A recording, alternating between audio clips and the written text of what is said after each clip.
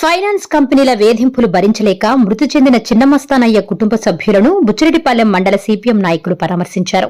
ఆత్మహత్యకు గల కారణాలను ఆయన భార్య మంగమ్మను అడిగి తెలుసుకున్నారు. పార్టీ తరఫున అండగా ఉంటామని వారికి భరోసా కల్పించారు. ఈ సందర్భంగా సిపిఎం మాట్లాడుతూ ఫైనాన్స్ కంపెనీలు అవమానకరంగా గోడలపై రాతలు రాయడం వల్లే చిన్నమస్తానయ్య చనిపోయాడని ఆరోపించారు. రుణం చెల్లించలేకపోతే న్యాయపరంగా వెళ్లాలి గాని ఇలాంటి పిచ్చిరాతలు రాయడం సరికాదన్నారు. ఆర్బీఐ అనుమతులు లేకుండా విచ్చలవిడిగా పెరిగిపోతున్న ఫైనాన్స్ కంపెనీల ఆగడాలను ప్రభుత్వం అరికట్టాలని డిమాండ్ చేశారు. ఘటనపై పోలీసులు సమగ్రమైన విచారణ జరిపించాలన్నారు. వారికి ఇచ్చిన రుణాన్ని రద్దయ్యేలా ఫైనాన్స్ కంపెనీలపై ప్రభుత్వం ఒత్తిడి తేవాలన్నారు. ఎమ్మెల్యే వేమిరెడ్డి ప్రశాంతిరెడ్డి ఈ ఘటనపై స్పందించి ఆ కుటుంబానికి అండగా నిలవాలని ఆయన కోరారు. ప్రస్తుతం మేము కట్టుబడిపాలెం అర్జునవాడలో ఉన్నాము.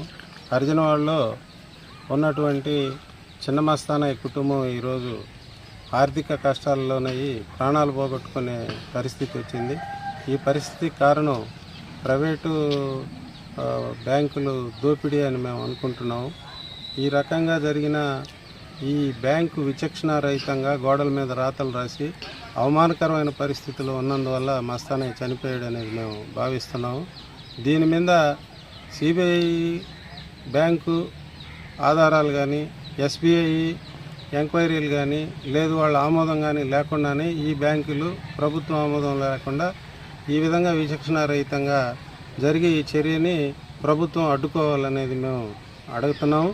రెండో విషయం, ఈ జరిగిన ఘటనపై పోలీసులు సరైన విచారణ జరిపి ఎవరైతే చిన్నమస్తానయ్య మరణానికి కారణమయ్యారో వారి మీద చర్యలు తీసుకొని వారి ఆర్థికపరమైనటువంటి లోటుని భర్తీ చేసే విధంగా ఆ ఫైనాన్స్ కంపెనీ యాజమాన్యాన్ని మీద ఒత్తిడి పెట్టి వాళ్ళని బాకీ రద్దయ్యేటట్టు కూడా చేయాలనేది మా రెండో డిమాండు.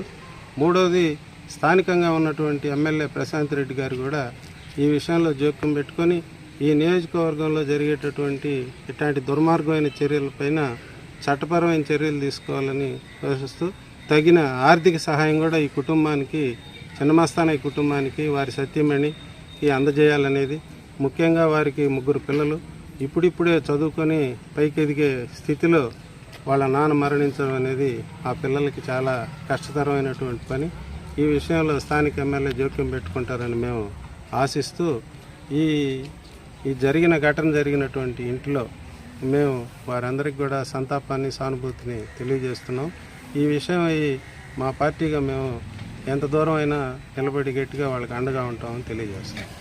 వాస్తవానికి చెప్పాలంటే ఇలాంటి ఘటనలు జరిగినప్పుడు ఒక మనిషికి చావు కారణమయ్యే విధంగా అవమానకరమైన రాతలు రాయడాన్ని ఆపేసి ఏదైనా లీగల్ ప్రొసీడింగ్స్లోకి పోయి లీగల్గా చొరవ తీసుకోవాలి తప్ప ఇలా చేయడం అనేది మనిషి ప్రాణాన్ని బలి తీసుకునే అంశంగా ముందుకొచ్చింది.